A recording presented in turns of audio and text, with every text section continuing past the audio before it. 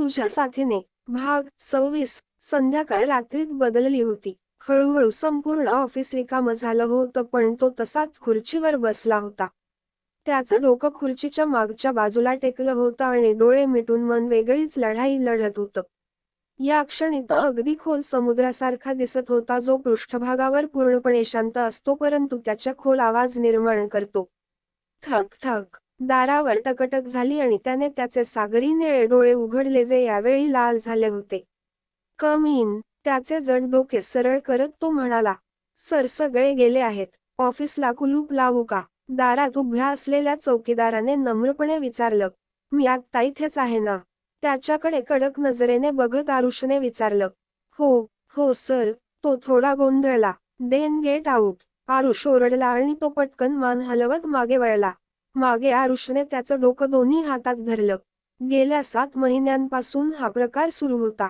या 7 महिन्यांपूर्वी तो स्वतःला या जगातील सर्वात भाग्यवान व्यक्ती समजत होता आणि आज त्याला असं वाटलं की जणू त्याचं 7 महिन्यांपूर्वीचं आयुष्य हे स्वप्न होतं. त्याने डोळे उघडले आणि सर्व काही गायब झालं. सर्व काही गायब झाले होतं. त्याचं हसणं, त्याचा आनंद, त्याचा खोडकरपणा, त्याची आवड, त्याचं प्रेम. हा त्याचं प्रेम, त्याची पत्नी, त्याची चष्मिश, त्याची इधा. प्रत्येक गोष्ट त्याच्या आयुष्यातून निघून गेली होती आणि तो पूर्णपणे रिकामा झाला होता. आता त्याच्याकडे फक्त एका जखमेशिवाय काहीच उरलं नव्हतं, ती म्हणजे इधाने त्याला दिलेली जखम. तिला त्याला सोडून 7 महिने झाले होते. ती कुठे गेली होती हे त्याला माहीत नव्हतं. ती का गेली हे त्याला माहीत होतं. गेल्या 7 महिन्यांपासून तो इधाचा शोध घेत होता आणि आजही तो खाली हात घेऊन आला होता, पण ती सापडली नाही. त्याच्या आत्म्यावर घाव टाकून इधाने त्याला सोडलं होतं आणि ही जखम तो 7 महिने उघडी होती. आत्ता त्याला या जखमेत अडकलेली जखम दूर होईपर्यंत झाकायची इच्छा नव्हती, जी इधा त्याला देऊन गेली होती. नाहीतर निघून जाणाऱ्यांकडे मागे वळून पाहण्याची त्याची इच्छा नव्हती, मग ती त्याची आई असो वा त्याचं प्रेम. इधा गेले 7 महिने तो तिला अशा प्रत्येक ठिकाणी शोधत होता जिथे तिच्या उपस्थितीची थोडीशीही आशा होती, पण ती कुठेच सापडली नाही. ती कुठे हरवली हे देवालाच माहीत आणि तो तिला शोधू शकला नाही. आणि त्याच्या आतल्या जखमा आता रोजच्या खाजवण्याने जास्तच वेदनादायक झाल्या होत्या, ज्याने त्याला पूर्णपणे तुटलेलं रूप दिलं.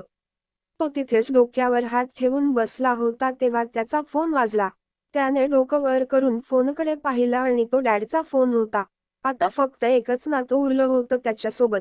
नाहीतर प्रत्येक माणूस त्याला सोडून गेला होता.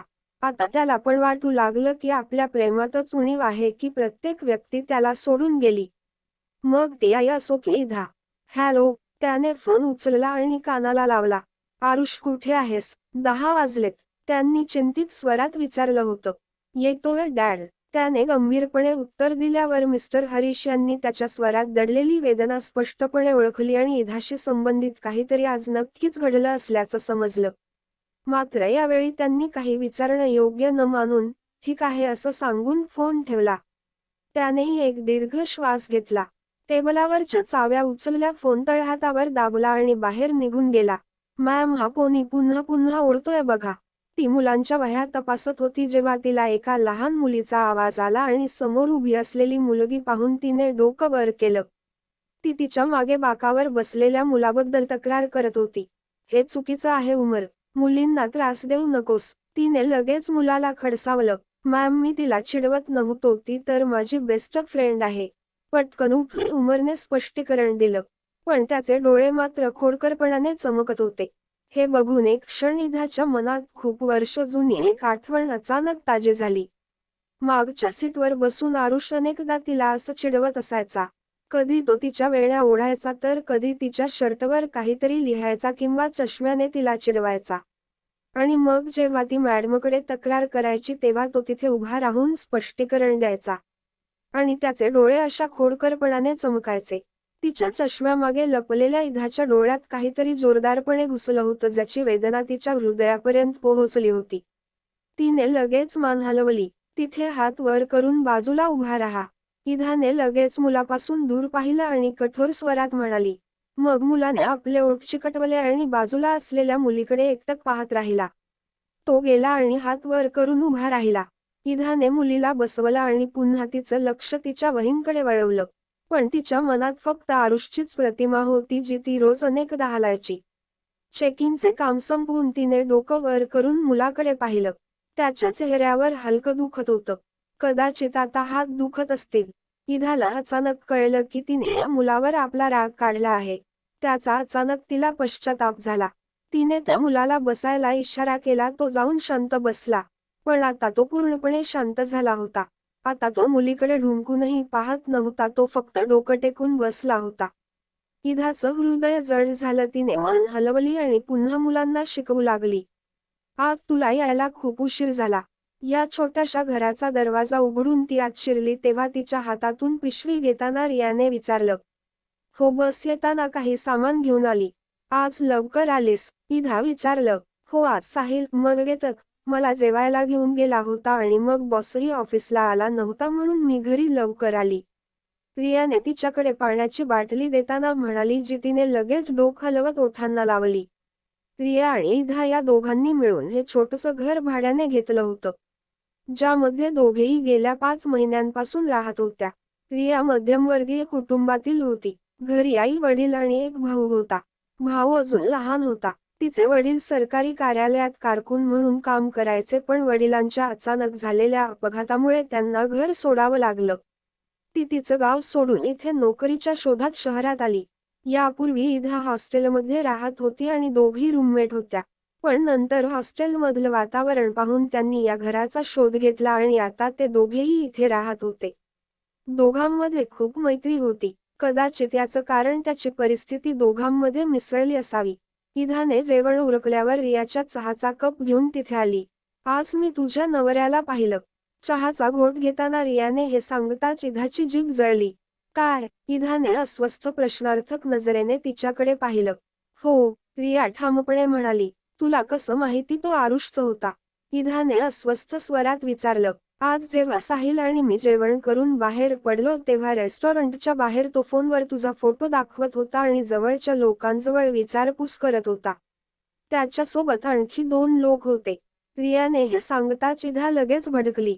मी इथे आहे हे त्याला कसं कळलं? इधाच्या स्वरात फक्त त्रास होता. ती चहा प्यायला विसरली होती. कदाचित त्याच्या ओळखीच्या कोणीतरी तुला इथे पाहिलं असेल आणि त्याला कळवलं असेल. रियाने अंदाज लावला, जो कदाचित बरोबर असेल. इधा गप्प बसली, पण त्रास काही कमी झाला नाही. आता काय होईल? मलाही इथूनही निघावं लागेल का? चहाच्या कपाकडे बघत इधा स्वतःशीच बोलली. बरं, मला समजत नाही तू त्याच्यापासून का लपते? तुझी चूक नाही तर त्याच्यापासून का लपते? रियाला ईदबद्दल सर्व काही माहीत होतं आणि त्यामुळे बोलू शकत नव्हती. कारण तुझ्यासमोर आहे रिया. इधाने हे सांगितल्यावर रिया तिला पाहून 2 क्षण गप्प राहिली. पण पुढच्याच क्षणी ती बोलली. पण तुझ्या संमतीशिवाय तो तुला. रियाने काही बोलायचा प्रयत्न केला तेव्हा इधाने तिला अडवलं. तो घेऊन जाईल. जर त्याला कळलं की मी इथे या अवस्थेत आहे तर तो माझ्या संमतीशिवाय मला इथून घेऊन जाईल. तो मला न्यायला 1 मिनिटही विचार करणार का? आणि त्यानंतर तो शब्दांचे असे जाळे विणणार की मी हतबल होईन आणि त्याच्यासोबत जाईल आणि मला एवढंच नको आहे. इधा असहाय्य स्वरात म्हणाली. तिच्या आवाजात ओलावा असल्याचं दिसल्यावर रिया गप्प बसते. ठीक आहे, काळजी करू नकोस. तो पुन्हा इथे येईल असं वाटत नाही. सगळ्यांना विचारल्यावर निराश होत होता. आणि मला वाटतं तो इथून पूर्ण निराश होऊन निघून गेला आहे. रियाने त्याला तिची समस्या कमी करायला सांगितल्यावर इधाला जरा हायसं वाटलं. देव करो आणि असंच होवो. इधा म्हणाली. जेवणाचं टेबल सोडून संपूर्ण घरात शांतता होती, जिथे चमच्याचे आणि काट्यांचे मंद आवाज ऐकू येत होते. जेवणाच्या टेबलावर दोघी शांत बसले होते. मिस्टर हरीश यांनी आपल्या मुलाला पाहिलं, ज्याचे डोळे लाल झाले होते आणि तो ताटातील भात काढून चमच्याने इकडे तिकडे हलवत होता. त्याचं मन इथं नसल्याचं स्पष्ट झालं. तो फक्त मिस्टर हरीशमुळे इथे बसला होता. आज काही झालंय का आरुष? मिस्टर हरीश यांनी त्याला विचारल्यावर मौनभंग करत तो काहीसा आश्चर्याने सरळ झाला. नाही, आरुषने एका शब्दात उत्तर दिलं आणि पटकन भाताचा चमचा भरून तोंडात टाकला, जणू काही तो जेवायलाच विसरला होता. जेवणाची आवड असलेला तो मुलगा आता खायला विसरला होता. मिस्टर हरीश यांनी आपल्या मुलाची ही कृती अत्यंत काळजीपूर्वक पाहिली. तो खूप गंभीर होता, ज्याच्या डोळ्यात कधीच कुरबुर नाही. तो आज इथे ओसाड पडला होता. ज्याने ओठांवरचं हसू कधीच सोडलं नाही, तो आज तिथे कुलूप देऊन बसला होता. मिस्टर हरीश यांना खूप वाईट वाटलं. हे काय करून गेली होती इधा? तुला इधाबद्दल काही कळलं का? मिस्टर हरीश यांनी परत एकदा विचारलं तेव्हा त्याच्या ओठांवर मंद हसू उमटलं. भेटतात ते डॅड जे हरवलेले असतात.